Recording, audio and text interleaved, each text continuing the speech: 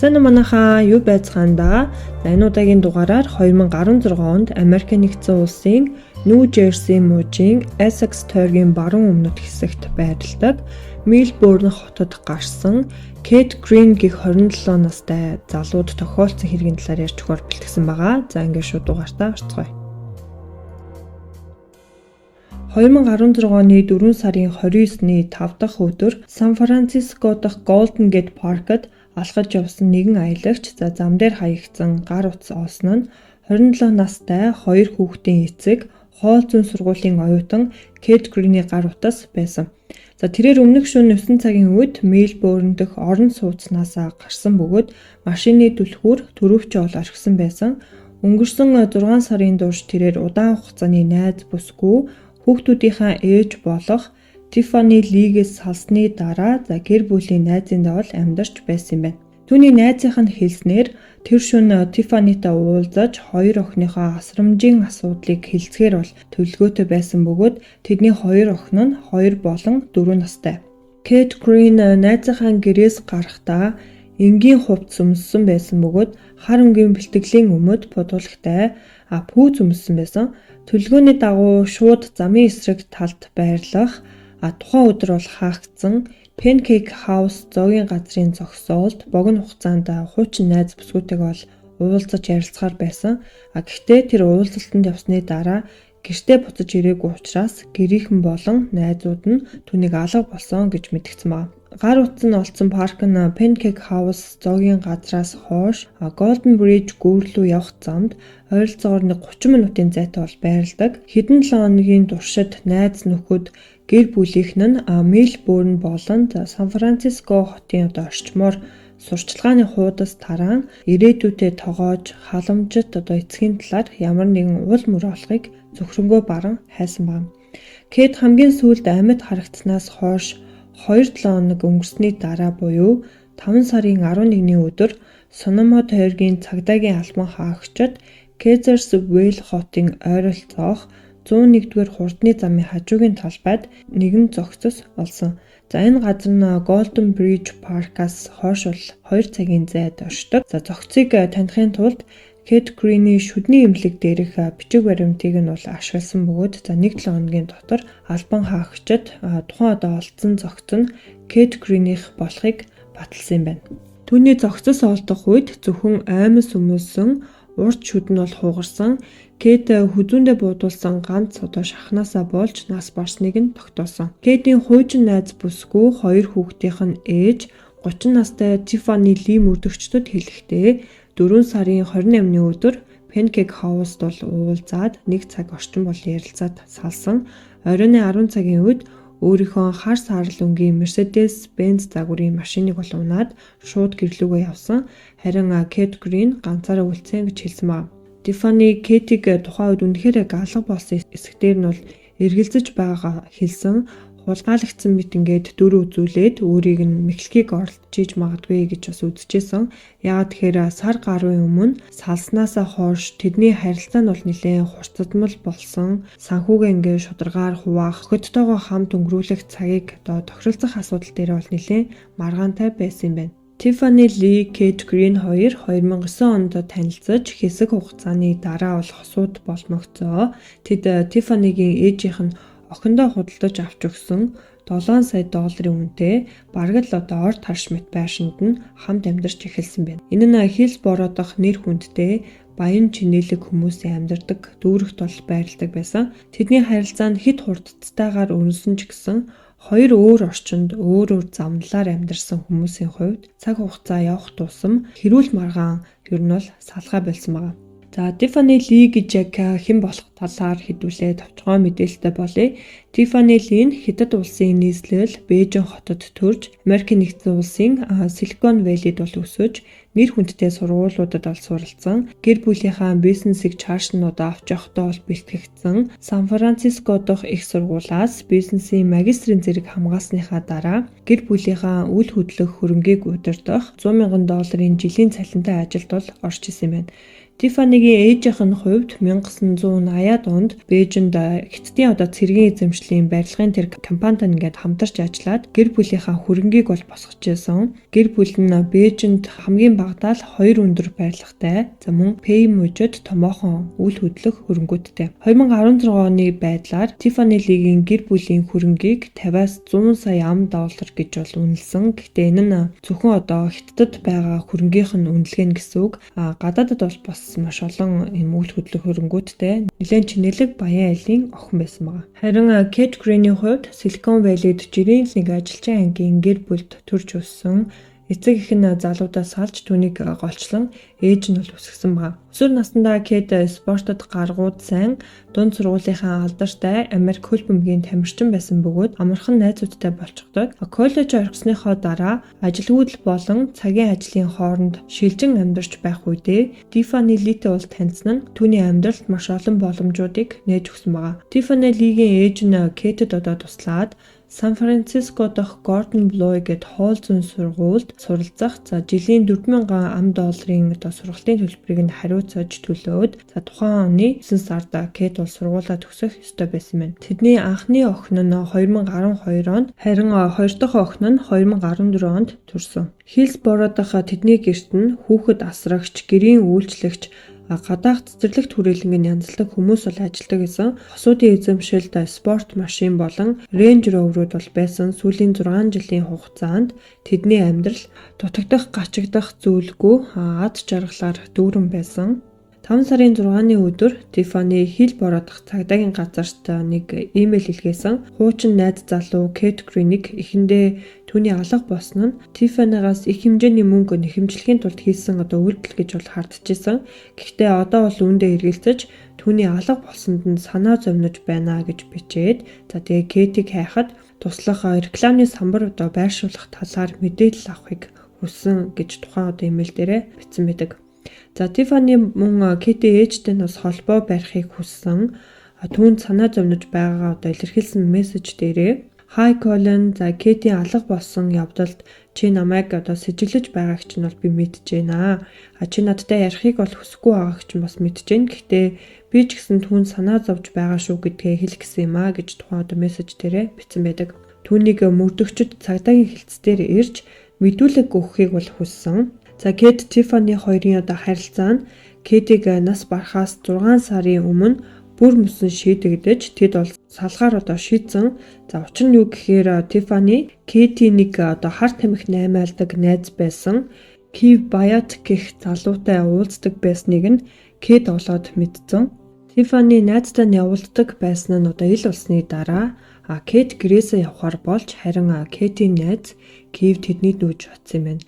Тэр үед нөхцөл байдал бол хоцруудын дунд ихээхэн хурцтмал байсан. Учир нь Тиффани болон Кив нараа шинэхэн харилцаа нь маш гоё байгаа гэд олон нийтийн хаягаараа илэрхийлээд тэгээд Тиффани шинэхэн найз залуудаа Феррари машин худалдаж авч өгөөд тэгээд хоёр охин нь Кэтийн найзыг ааваа гэд дуудаад эхэлсэн. Тэгээд энэ нь Кэтэд мэдээж таалагдаагүй. Хосуудын харилцаанд улам бүр ингээд хурцтмал ширүүн зүйлс болж исэн байгаа. За Кэтийн хувьд Тиффанигаас салсныхаа дараа санхүүгийн хувьд ч гэсэн нэлээд асуудалтай болж эхэлсэн байгаа. Тэгээ байн нөгөө Тиффанигаас санхүүгийн тусламж хүсдэг. Тэгээ Кэтийн хувьд оюутан байсан учраас энэ нь бол түүнд маш хүнд туссан. Байрныхаа мөнгө төргийг төлж чадахгүй болохоор эмээгийнх руугаа нүүе гэж бодсон ч нөгөө хоёр охиныхоо дэргэд бас баймаар байсан болохоор нүүж хоол явж чадаагүй. За ойрхон амьдрахаар шийдсэн байгаа.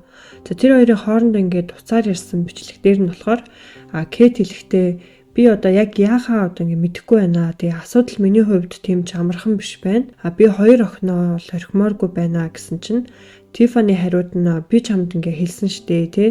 Бид хоёр хоёулаа л ингээ алдаа хийсэн. Надад одоо хилээд байх юм бол байхгүй. Тэгээд урагшаага хараад л амьдрын штэ гэсэн чинь чиний хажууд шүн болгон шинэ найз залууч нь байгаагаас бусдаар чиний хувьд юу ч өөрчлөгдөөгүй штэ. Харин миний хувьд бол маш олон зүйл ингээ өөрчлөгдсөн гэд Кэт бол хэлсэн.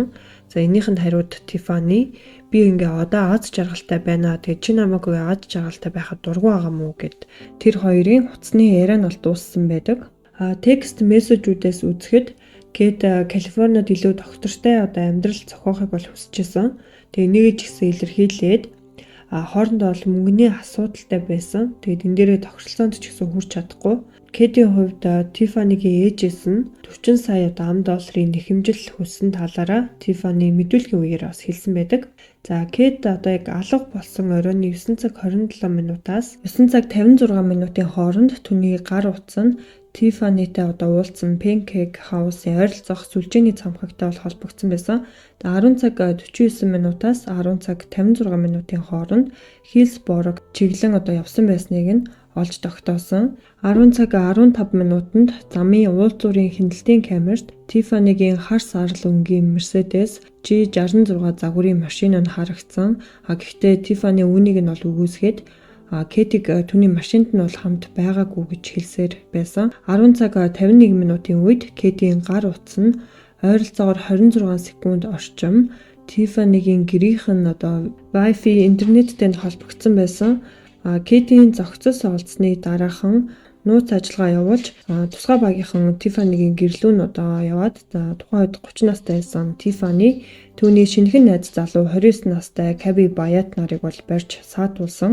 Гэхдээ хэрэгт энэ хоёроос гадна өөр нэг сэжигтэй итгээд байсан нь Тиффани Кав нарын найз 40 настай бодибилдингийн тамирчин тэдний хувийн хамгаалагч Оливер Айдалыг мөн барьж саатуулсан. За Айдалыг хэлэхдээ болохоор Тиффани Кавин нараа Кэтиг хэдэн сарын өмнөөс алах тухай бол надад хандсан. Би бол үүнд нь ингээд оролцоос татгалзаад тэдний надад санал болгосон $50,000 авахгүй гэж би хэлсэн. Яг энэ яриа болсноос хэдхэн 7 хоногийн дараа Тиффани өөрийн машинтайгаа тэгээ Кэтиг урт судал дээрээ суулгацсан.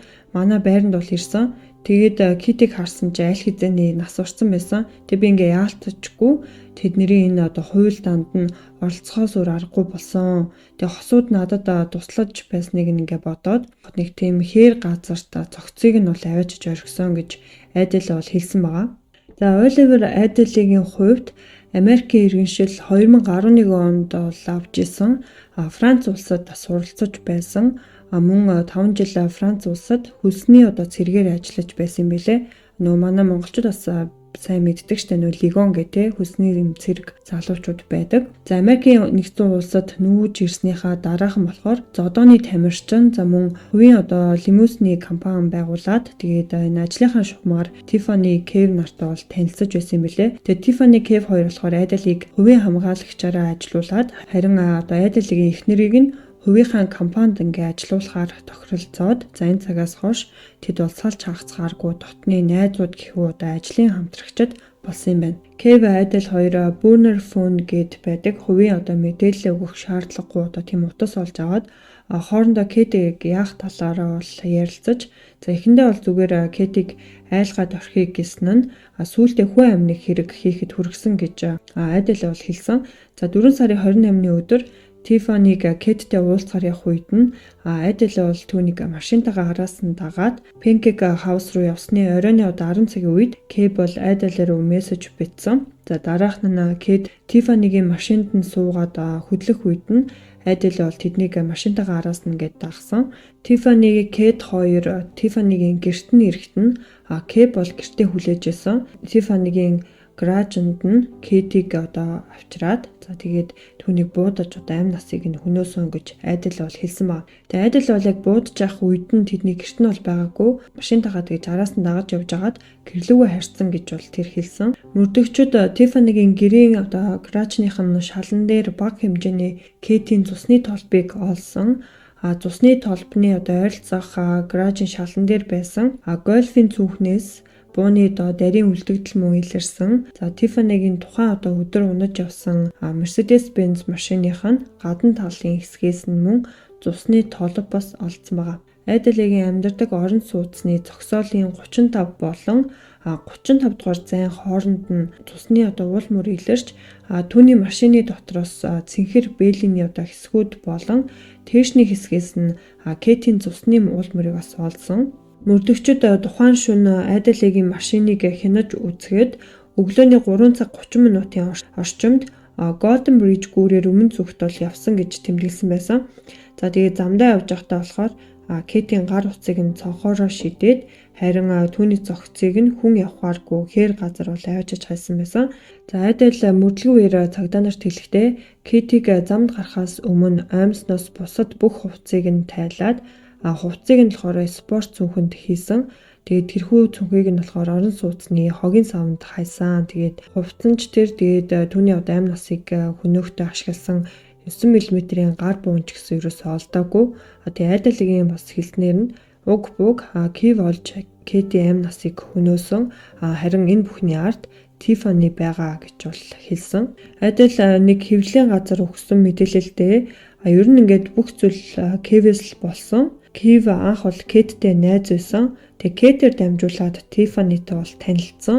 Тэг ингээд танилцсныхаа дараах найзынхаа араар эхнэрийнх нь толгойг угааж урхиндөө оруулсан. Эцэст нь одоо найзгаа гэрээс нь хөөгөөд оронд нь бол гэрт нь нүүж очсон. Тэгээ октоудаар нь ч гэсэн аава гэж дуудуулаад ингээд явж исэн.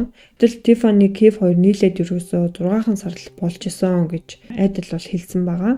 За одоо хэдүүлээ яг тухайн энэ хэрэг шийдэгдэх үйл явц ер нь шүүх хурал эднэр нь яг ямархуу болж исэн талаар мэдээлэлтэй олъё. Тиффанигийн талаар ингээд үндэсний хэвлэлээр мэдээлэл нь гарсны дараахан 35 сая $. Барьцааг бүрдүүлээд бүр дээд амжилт эдгээр ингээд тогтооцсон. За үүний тулд Тиффани бараг 4 сая $. Бэлэн мөнгө байршуулад харин үлдсэн хэсгийг нь түүний найз нөхөд гэр бүлийнх нь өөрсдийн үл хөдлөх хөрөнгө болон өмчөө ингээд баталгаа болгож өгөөд түүний барьцаанд шаардлагатай одоо үнийн дүнгээс 2 дахин их хөрөнгийг босгож чадсан юм байна. Калифорни мужид барьцаанд үл хөдлөх хөрөнгө ашиглахын тулд хөрөнгийн үнэлгээ нь бэлэн мөнгөөр тооцогдохдоо хамгийн багадаа 2 дахин одоо их байх ёстой байт юм байна л да. Тэгээ энэ нөхцөлийг нь хангасан $70 сая нь Тиффаниг суллахад баталгаа болж өгсөн юм байна. Харин хэрэгт холбогдсон Кеви болон Адел нар бол хоригдсон хэвээр үлдсэн. За Адел болохоор өөрийгөө ганцаараа ял дундахаас сэргийлээд хосуудтай холбоотой мэдээлэл өгөх тал дээр тохиролцоо хий гэж гуйж исэн. Харин дүүргийн прокурорын хэлснээр Адельтай бол ямар нэгэн тохиролцоо хийхгүй Кэт Гриний үхэлтэй холбоотой 3 удаа сэжигтэн гурвууланд нь 187 дугаар зүйл анги дээр үндэслээд шүүх хурал дээр дуудах болно. Харин тэдний шүүх хурал 2018 оны 1 сарын 16-ны өдөр эхлэхээр товлож байгаа гэж мэдгдчихсэн юм байна. Шүүх хурлын үеэр Тиффанигийн өмгөөлөгч хэлэхдээ Адел Китиг буудуулсан тухай асуултанд хариулахдаа худал мэдээлэл өгсөн болохыг харуулсан. Полиграф тестийн үр дүнг бол танилцуулсан. За тэгээд Тиффанигийн өмгөөлөгч нь Китиг Аделээ бол буутсан. Уг нь бол айлгах зорилготой байсан нь эцэст нь ингээд хүн амны хэрэг болж хуурсан гэж шүүх хурал дээр бол хэлсэн. За тэгээ Аделийн гэрээс нь $30,000 бэлнээр за тэгээ үнэтэй цагны цуглуулга дундаас нь Кэтийн цаг хүртэл ингээд олцсон. За энэ дээр нь үндэслээд түүнийг хэрэгт буруутай гэж үзэж байгаа талаараа мэтгэлцсэн юм байна. Харин дүүргийн прокурорын зүгээс 2018 оны 2 дугаар сард Аделтэй тохиролцоонд хүрч түүний эсрэг хүн амны хэрэг тавигдсан ял шийтгэл нь бол хасагдаад харин Тиффани болон Кевийн эсрэг үнэнчээр одоо гэрчийн мэдүүлэг өгөх тохиролцоог хийсэн юм байна. Кэтиг нас барснаас хойш 2 жил гарan өнгөрсөөр байтал хэрэг ингээд шийдэгдэхгүй сунжраад 2019 оны хавар дахин нэг шүүх хурлаг нь болох байсан чинь Тиффани гинтхэн л нөгөө хөхний хорт хавдартай болоод тэгээ энийг нөгөө хүндэтгэх шалтгаан гэж үзээд шүүх хурлыг ахаал хойшлуулсан юм байна. Тэгээ энэ хугацаанд Аделийн одоо өмгөөллийн тал нь түүнийг суллах тал дээр ингээд амжилт байгуулад уг нь бол шоронгоос суллагдсан. Тэгсэн чинь Америк нэгдсэн улсын аюулыг хамгаалах газраас Аделийг дахин одоо барьж саатуулах тушаалыг гаргасан. Тэг яасан гэсэн чинь Оливер Адел гэдэг нь түүний одоо жинхэнэ нэр нь биш. Тэгээ хуурамчаар бичиг баримт бүрдүүлээд оршин суух эрх авсан асуудал нь гарч ирсэн байна. Тэг ингээд түүний яг өнгөрсөнд хаана амьдарч исэн, юу хийж исэн зэрэг нь тодорхой бус 2002 онд Франц улсаас Америк нэгдсэн улсад ирснийхаа дараахан бол их нэртэй болоод гэр бүлтэй байх хугацаанд гэр бүлийн хүчирхийлэл маш их гаргадаг. Тэгээ энэ талаар нь хуучин нөгөө салсан ихнэр нь ч гэсэн мэдүүлэг өдр өгсөн. Тэгээ Адел хуурамч бичиг баримт бүрдүүлсэн хэрэг дээр 6 сар шоронд хоригдох ял авсан юм байна. Тэгээ энэ хэрэг бүр ингээд сунжирсан шийдэгдэхгүй гэлбөө юм л болсон юм бэлээ. Тэгээ эцэст нь 2019 оны 9 сард нэг шүүх хурлаг нь болсон. Кэтиг одоо амь насыг нь Тиффани ерөөсөө ингээд хөнөөгөөгүй, харин айдал хөнөөсөн гэдэг дээр хоорондоо бүр мэтгэлзээд тэгээд Тиффаниг нэг найз нь гэрчийн мэдүүлэг өгөх үеэрээ хэлэхдээ тухайн өдрийн оройн 6-аас 6:30-ийн хооронд Тиффанитай бол уулзаад тэгээд Тиффани надад орой Кэттэй уулзнаа гэж хэлсэн. Тэгээ оройн 10 цагийн үед бит хоёр дахиад уцаар ярьсан. Тэгээ Тиффани хэлэхдээ Кэт надтай ингээд буцаад нийлхий гэж гуйсан. Тэгээ Кевиг надад ингээд тохирох хүн биш гэж хэлсэн. Тэгээд намайг үнсэх гээд тэгэхээр нь би түүнийг Pancake House-д орхиод явсан гэж хэлсэн. Тэгэхээр Кэт бол Тиффанигийн машинд нь хамт явж исэн гэж би бол бодохгүй байна гэж тухайн одоо найз нь хэлсэн байна. Шүүх хурлын үеэр Кивиг ялтан болгох боломжтой нотлох баримтуудыг дүүргийн шүүгчийн зүгээс ашиглахыг хориглосноос нь болоод тангарагтны шүүгч нарт үзүүлэх боломжгүй болсон юм байна. Тиффани Лиг буруугүй гэж үзээд 35 сая долларын барьцааны мөнгийг нь аваад тэгээ суллахаас гадна Америк нэгдсэн улсыг орхиж гарах зөвшөөрөл хүртэл ингээ олгоцсон. Тэгээ Тиффани Лиг гэр бүлийнхэн рүүгээ Бээжин рүү яваад харин Кев 3 жилийн дараа суулгагдсан юм байна. Шүүх хурлын дараа тэгээд тангарагтны шүүгч нар хүртэл гайхшралд ороод дүүргийн прокурор хүртэл харамсалтай нь би тийм л хуулийн системтэй юм байна. Шүүгчээс дахин шүүх хурал болох боломжтой юу гэж асуусан чинь тийм ч гээгүй үгүй ч гээгүй. Тэг ингээ харамсалтай нь Кэт Гриний өвхөлд ямар ч хүн буруугүй болж хуурсан ийм шүүх хурал боллоо гэж хэлсэн юм байна. Тиффани Ли охтуудтайгаа хамт хятад руу нүүж оцсныхон дараа өөрт нь болон түүний гэр бүлд хандсан сөрөг сэтгэлдлүүд тэгээд Аз хүний эсрэг үзэн ядалт түүний талаар олон нийтэд таарсан худал мэдээллүүдийг бол буруутгаад хэвлэл мэдээллийн хэрэгслүүдээр гарч байгаа зүйлсийг бол шүүмжилсэн. Тэгээд энэ бүхэн уг нь нууцлагдмал байх ёстой байтал харин ч ингээ эцэргээр нь олон нийтэд ил болгосон нь түүний дургуутслыг хүргэж байгаа гэсэн мэдээллийг өгсөн бэлээ. Түүний шүүх хурлыг ил болгож магадгүй гэсэн бас зүйл яригдчихсэн. Тиффани Ли Кэтийн ээжийн гомдлын дагуу түүнд $100,000 харин ач охтуудад нь тус бүртэн 5-5 сая долларын нөхөн олгор олгох шийдвэрийг гаргуулж чадсан юм байна. Түүний хэлснээр ач охтууд нь 18 нас хүрэх үедээ энэ мөнгөөрөө хүссэн зүйлээ хийгээд ээжээсээ хараад бус амьдрахад нь туслана гэж бодсон гэдгээ бас давхар хэлсэн юм байна. Би гайхадах ийм болон нотлох баримт тэгээ гэрчийн мэдүүлэг энэ төр байсаар ах чинь ямар ч ингээ хэрэгтэн байхгүй үднэр гэж шүүх хурлыг хаацсан айгу сонин санагдаж байна. Тэгээ яг магадгүй нотлох баримт нь ингээ хангалтгүй гэж бодоод шүүх хурлыг ингээд хаацсан гэж байгаа байхгүй юу. Тэгэхээр хэзээ нэгэн цагт нөгөө Кэт амь насыг хөнөөсөн буунд гарч ирэх ч юм уу тиймэрхүү тохиолдолд шүүх хурал дахиж болж магадгүй байх. Ямар ч тач тэгэл мөнгөтэй хүн бол нэрээ яаж хийж байгаа л ямар ч хэрэгээс мултарч чадах хаана байгаа нь баг ингээд хамаагүй өдөр болсон ийм системтэй ийм нийгэмд бид нэр амьдарч байгаа юм байна. Маш харамсалтай бол санагдаж байна. Тэгээд нөгөөтэйгүр Кэв гих залуугийн хувьд ч гэсэн найзынхаа их нэртэй ингээд заавалчгүй очиж нийлээл энэ бол амар юм мэдэггүй хүний л асуудал юм болов уу гэж би бас бодож байна. Та бүхэн маань энэ хэрэгтэй холбоотой юу гэж бодсноо эсвэл комент хэсэгтээ хуваалцаарай. Тэгээд дараагийн дугаараар хэдүүлээ удахгүй уулзцгаая. Түр баяртай өдрийг сайхан өнгөрүүлээрэй. Баярлалаа. Love you guys. Bye.